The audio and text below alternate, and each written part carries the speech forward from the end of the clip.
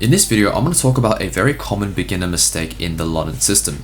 Now, remember, the London system is d4, followed by bishop f4, knight f3, e3, c3, knight to d2, and then bishop d3, and then castles. But this video will be talking about a line specifically from the King's Indian defense from black. And this defense is going to be a little bit tricky if you don't know what you're doing. And this is exactly why a lot of beginners will face this mistake in the London system. Now, when our opponent plays the King's Indian, they will usually play d6 followed by e5 to open up the center, right? And in these positions, it's very common to just make a mistake like this. Bishop to d3, right? You might be thinking, okay, that's just a normal London system move. But this is actually the key mistake that beginners make. They play bishop to d3. And the reason this is a mistake against the King's Indian defense is because in these situations, a lot of lines will include the move e5.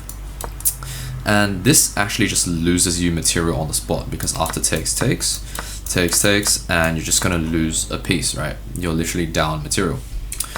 And in a lot of these lines, right, this bishop will become undefended after you open up the center, right? Because the queen will be targeting the bishop. So let's just say you take, right? Takes, and you take like this. Right, now not only is this bishop under attack, but this knight is also threatening to take it. So after you take the knight, you're just going to be down in material, right? Notice that you have a bishop and knight, the opponent has an extra bishop. So in these situations, you can't actually take the pawn, which means you have to retreat your bishop. But when you retreat your bishop to, let's just say g3, now your opponent can play this move e4.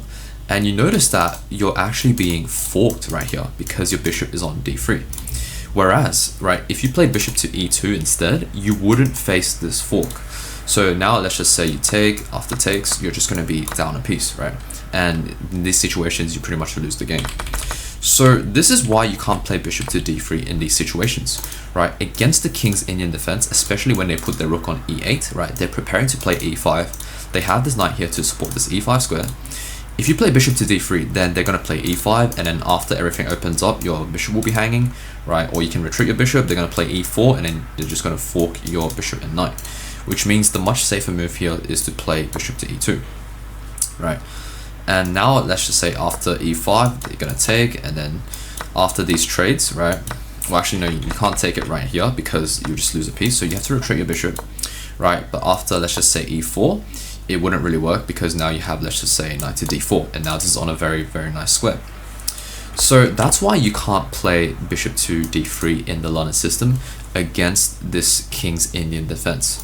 So what I recommend for beginners and also intermediate players is, instead of playing bishop to d3 in the London system against the King's Indian, right, whenever you see your opponent playing the King's Indian defense, right, they start off with knight to f6, and then they play this King's Indian setup with d6 and e5. You really want to put your bishop on e2, right? So that you won't face this fork in the future. And that fork just basically loses you games on the spot. So yeah, and then from this moment on, you can just continue normally, like probably just something like this, right? If you get the trades and like something like this, just continue your normal London system development, and then you'll be fine from here. So yeah, let's just say like e5, then takes, and then you can just draw your bishop back. And now they can't play e4 because it's only defended by the knight, right? You can just take, and after that, you're just gonna be up a piece.